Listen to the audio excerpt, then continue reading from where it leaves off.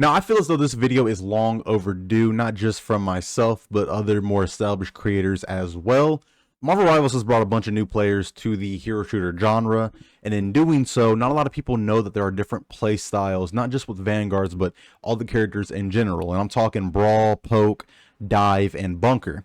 In today's video, my goal here is to better explain all four of them, as well as what they're good against and what is good against them. I'm also going to then classify each Vanguard into one of the four roles, and hopefully by the end of it, you'll learn a thing or two. If you enjoy the video, be sure to leave a like, subscribe to the channel for more, and with that being said, I hope you enjoy the video. Now, to start this video off, we're going to touch on the Poke Vanguards, or the Poke playstyle first. Now, these characters typically like to keep their enemy or keep the fights at like a 10 meter to mid-range type of deal. This is where they have like the most effect, they do the most damage, they can apply the most pressure in a fight. Now, also, these characters typically come with some sort of barrier or shield. This is just their natural defense against, damage in general. And also, I personally consider them the easiest to balance, and also maybe the most balanced tanks in the game. They're not really too hard to make too strong or too weak. They're not really the strongest or hardest to kill, none of that. They typically sit at like the middle ground, really easy to keep fair and keep honest. In terms of weakness, I'd say it's obvious, Brawl and Dive, more so Brawl. If you're able to close the distance on somebody who's playing Poke, they kind of don't really have a response to that, because their whole thing is keeping you at a distance and just poking you, try to make you use resources, try to create openings, things like that. So if you're able to close the distance and really get in their face, it's uncomfortable for the player and for the character, because they're not really designed or equipped to handle that. In terms of strength, like what are they good against? Honestly, it really depends. It's not so much rock paper scissors for Poke. It's typically something that you're able to flex to, or it's like a safe thing to start off with, just because you can flow into the other playstyles so easily.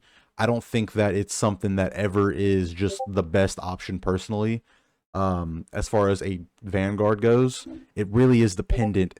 If you're playing Poke, it really is dependent on your team and how your team does. Because if you have DPS who are really bad, really passive, they're not aggressive, playing Poke isn't really going to help, because you don't have the burst damage to really get those eliminations or make those plays yourself. And on the flip side of that, if you're playing against a team that's super uber aggressive, being Poke, you don't really have the defensive capabilities to combat that either. So Poke is kind of just like a safe starting point, I guess you could say. You can flow from there as you need. It's honestly just pretty basic and on just a good starting point. Now, this is where things are going to get spicy, because I'm going to, at the end of my little description or whatever, I'm going to classify what Vanguards I believe go into that role. Now, as far as Poke goes, I think that Magneto and Groot are the Poke tanks in Marvel Rivals. Now, yes, Groot could be pseudo Brawl, but for what it's worth, I'd like to think that both Magneto and Groot are played best when you have your opponent at a distance, and you're able to just poke at them, chip away at their health, chip away at their resources, and create those openings. Magneto excels at sustain, right? You're able to take a lot of damage, defend your team while also applying pressure, keeping pressure up. And I believe Groot's really good at isolation and disruption, right? His walls can cut off heals. You can cut off the other Vanguard from their team. You throw a wall into a certain spot and you disrupt enemy movement. You make them play how you want them to play. You make a move where you want them to move. He's really disruptive in that sense. Now, due to these little things, like for instance, Groot's walls being able to act as a secondary arm or a secondary attack, or Magneto's just uber sustain, they're good into things that they typically wouldn't be good into. And that is where I think that things kind of get complicated as far as identifying what the Vanguards go into, because they all are pseudo something else. Regardless, it is my personal belief that Magneto and Groot do classify as Poke Vanguards. They like to keep their opponent at a distance and chip away at them until openings are created. The next up, I want to knock out Bunker, considering we only have one Vanguard in that category. Now, I will say that, just for full disclaimer, Groot could be classified in this, but I think he is more suited as Poke. Now, as you can tell by the background footage, I think Penny Parker is obviously the Bunker style Vanguard that we have. Now, the idea behind bunker is to fortify an area so bad that the enemy can't get to it. They'd have to take alternative routes, or they flat out just are scared to progress or go into that way, or into that area, vicinity, whatever you really want to say. Now, obviously, there are blaring issues with this playstyle. One being that you're relatively one-dimensional. It takes some time for you to set up what you have going on. You're not really going to be that great attacking with this playstyle, seeing as though you need, like I said, that setup time. You need that prep time. You need prep time. Other than that, your damage is pretty one-sided as well. It takes a lot of careful planning, execution. You don't have the best burst damage in terms of just like off the top of the head, like if that makes any sense. Like I said, everything that you do requires setup and planning, and you're very passive. You're really you're not proactive. Typically with this playstyle as well, it's super niche. Like you can't just, like I said earlier, you can't just pick bunker and think, okay, I'm going to attack with this. It's really, you have to take in consideration the maps, because if there are inherent advantages, attackers advantage, defenders the advantage, things like that, where if you have that in mind, yes, you can pull it off in maybe a 2 Vanguard type of scheme where, okay, you get an early pick, you know, you guys have the numbers, now you set up and basically make the defenders feel like they have to attack, essentially, if that makes any sense. So it's doable, but it's not ideal, and there are definitely easier options. The only times that I really play Penny, or I would really recommend playing Penny, are on like Dracula's map, First Point, maybe one or two of the Asgard maps. Like there's very specific, one of the Tokyo maps, there's very specific maps, and only on the First Point where I'm thinking, okay, yeah, Penny is perfect for the situation. Now, to kind of wrap it all up, like I said, like the whole idea behind bunker is to make the objective as complicated and hard to get to as possible. Depending on how you utilize Groot's walls and how you see his walls, he could be considered for this role as well. But I genuinely just I don't think that he is. I think they're fairly easy to get rid of. I think that he's fairly easy to deal with in of himself. I also think he's more flexible than Penny is. Like I said, you can play Groot on attack. You can't really do that with Penny unless it's very specific situations, very specific maps, and things like that. And then lastly, typically with bunker, like I said, the movement's not really there. They don't have the best movement options because they don't want to move. They want to sit in place and kind of let everything develop and let everything come to them. With that being said, though, their defenses typically run high, some sort of sustain or self-sustain, and then I would say the burst damage is probably of the highest in the role as well. So yeah, but to wrap it up, like I said, we got Penny, Parker, bunker, and let's move on to the next one. Now for the playstyle that I've taken a liking to more than I ever have in any other game. For instance, I come from Overwatch, and I hate this playstyle in Overwatch so much, but in Marvel Rivals, I'm loving dive. And with dive, the name of the game is really simple: movement, speed, agility. Who can go in, get an elimination, maybe, you know, force out some cooldowns and get out with their life. If you can do this better than the other team or whatever, congratulations, you're winning that dive. As far as dive goes in Marvel Rivals, we have 3 very obvious options, that being Captain America, Hulk, and Venom. Some could argue that Thor could be dive. While that's true, I think he's too slow in terms of his movement to really be considered an effective dive character. Some also could argue Thing, with the way that you know, his new ability works, being able to jump to enemies and being able to sprint out. Yes, but in my opinion, if you're using that jump in solely to dive, you're using it incorrectly. So for now, like I said, we're going to go with Captain America, Thor, and Hulk. When we're talking Brawl versus dive, the line does get rather blurry, but in my opinion, there are 2 things that really separate dive from Brawl, and that being the movement capabilities as well as having less damage. Now, your number 1 goal when diving, number 1 and number 2, right, is to either get a kill or create opportunity. Force cooldowns, force really powerful cooldowns, or just flat out get the elimination. If you're not doing one, hopefully you're doing the other. But the absolute worst thing that you can do is die. No matter what, do not die, because basically you're feeding, and it's all too easy to feed on dive. You may be asking yourself, well, how do you feed on dive? Well, I'll tell you. Let's say that, you know, in this clip, right? Let's say I dive this Luna, I die, yada yada yada, right? Now my team is down a player. I fed the ult, one of the best support ults in the game. I fed her ult charge, and boom, that's how you're feeding, right? So you want to be careful not to die. Basically, you don't want to feed. You want to try to get some sort of reaction with your dive, whether that be an elimination or forcing a cooldown that your DPS can take the opportunity and capitalize on. Now, as a side note here, I do want to say that when you're doing dive, communication probably helps you the best, because it really does help you and your DPS get on the same page. Like, hey, I dive Luna, she doesn't have her freeze, or hey, I dive Cloak and Dagger, they don't have bubble, right? Being able to verbalize these things allows your DPS to know, hey, okay, cool, I don't have to worry about this ability. That opportunity has been created for me. Now let me go ahead and try and execute, you know? So just little tidbits. Being able to communicate these things does make playing dive way more easier. And I say this because I do think that it is the hardest play style. I think that it's extremely high risk, low reward. I think that what you make up for with your lack of, well, no, I think that it's super easy for you to die. Like I said earlier, it's super easy for you to die, but you also have the capabilities to get out, which means that every decision you make needs to have some sort of reaction. You have to make the best of your situation, otherwise you're going to be feeding, and like I said, you don't want to be feeding. So again, I will say it again, at best, you know, you get a kill or you force a cooldown, but at the absolute worst, you die. You don't want to die. Do not die no matter what. If you want to practice die, or if you want to practice dive, practice getting in and getting out. That is the best way that you can practice, because eventually that will lead you to getting more eliminations and things like that. But as long as you don't die, you're going to be golden. The last piece of advice I'll give to all the inspiring dive wannabes out there is consider yourself a wolf, right? When you're playing Hulk, Venom, Cap,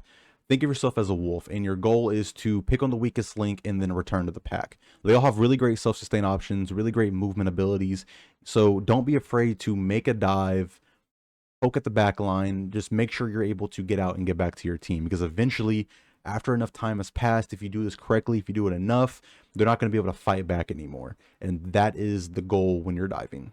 Now, moving on to the final category we have, in my personal favorite, we have Brawl. And as the name suggests, you're simply just beating the fuck out of each other.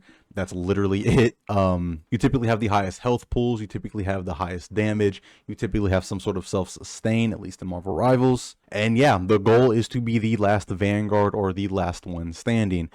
Easy in concept, not so much in execution. There are a lot of mental gymnastics and mental mind games being played. Since you're essentially a bullet sponge, you have a lot to be aware of. There's a lot for you to be mindful of. Your health, your teammates' health, everyone's health as far as the enemy goes, you know, the health of the people who are healing you, everybody's cooldowns, because again, you're that bullet sponge. Everything is meant for you. So you need to know what cooldowns are being held or what cooldowns are saved, because they're probably going to be used on you. You got to be mindful of sight lines. If you're in the sight lines of your strategist, you have to be mindful of if the enemy Vanguard's in sight line of their strategist, as well as the enemy Vanguard's ultimate, because typically both of you are going to be at the same percentage. So it might seem like a brain dead, send it down main, slug it out type of role. There's a lot of mental games and a lot of things to be aware of, especially considering you are the center of attention. You're in it, you're in the action, and a lot is riding on your shoulders.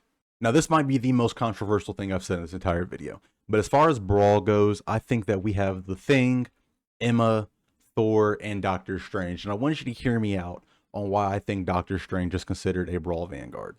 Now, I know earlier, right, or rather, remember earlier when I said that there's a lot of pseudo things in these categories, right? Thor and Thing could be classified as dive. Emma might be able to be classified as poke, along with Strange.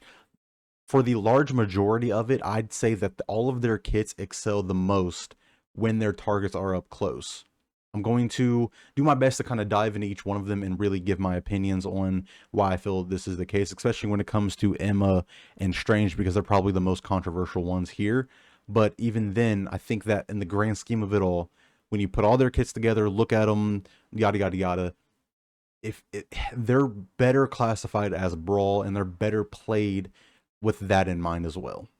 For instance, when it comes to Doctor Strange, his bread and butter is his melee weave combo, right? You can't do that if you keep your opponent at a distance.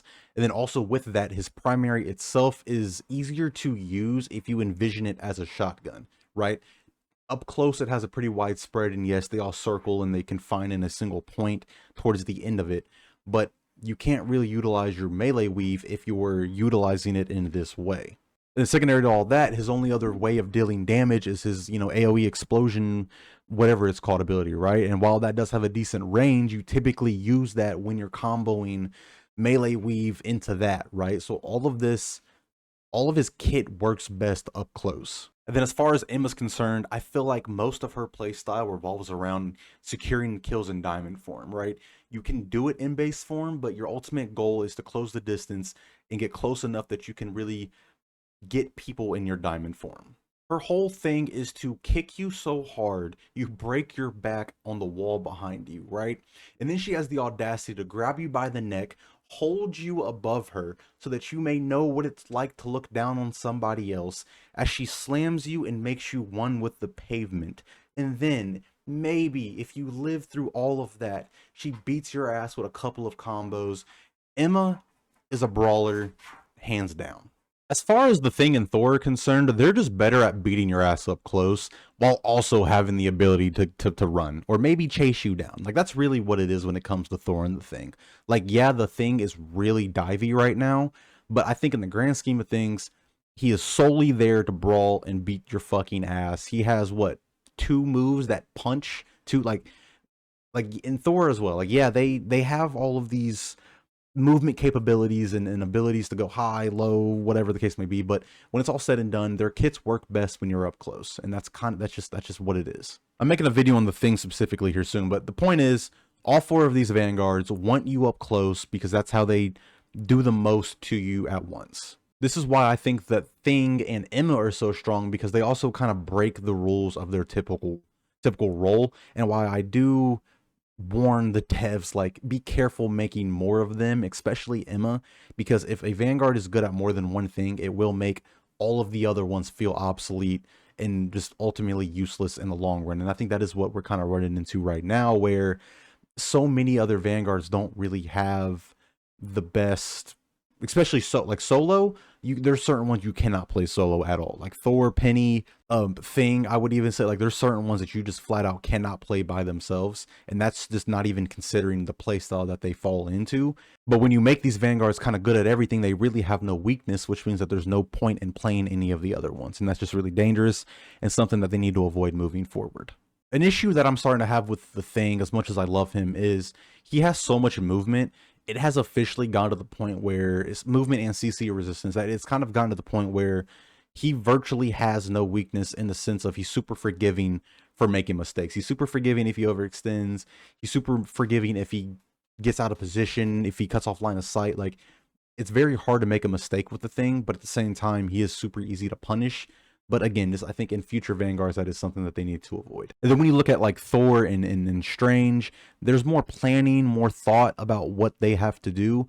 You have to choose if you want to be more defensive, if you want to be more aggressive, if you want to shield, if you want to dive, if you, like, there's more planning and choosing than what Emma and Thing have to do. And I think that one comes down to the options, because Thing and Emma have more options, but at the same time, again, they're way more forgiving for making mistakes with their options than, say, Strange and Thor. But anyway, regardless, these 4 are considered Brawl to me just because they want to get in close. They do the most damage, and they can really fuck you up at close range. There you guys have it. That is the end of the video. I really had fun making this. I hope you had fun watching it. And please, I know you're all fuming at the fingertips to let me know that I'm wrong about Thor and I'm wrong about Strange. I know. Leave all your comments in the comments below. I'll do my best to get back to each and every single one of them. I do appreciate your time, so I do try to show that by responding and engaging with this. I bit my fucking tongue. I try to show that by at least engaging with every comment that I possibly can. At the end of the day, play what you find fun. This is just my opinion. I do not know all. You know, if you can make Thor work by himself, by all means, pick up that hammer and go show us what's up. But I think plenty of people have played this game long enough, especially if you've played a lot of Vanguards, that you kind of can see where I'm coming from. What I will say is that it's very important, and this is to all of my Vanguards. Now, well, this isn't just to my Vanguards mains out there, but I do want my Vanguard mains to listen up, right? It is very important that you become adaptable and that you know how to adjust to any and every given situation. If someone's playing Brawl, it's good to know how to counter that. If someone's playing Bunker, you know, maybe Poke is the best option. It's good to know these things and pick up on these things. But regardless, I appreciate you guys watching the video. I will see you in the next one. And yeah, let me know what you thought in the comments down below.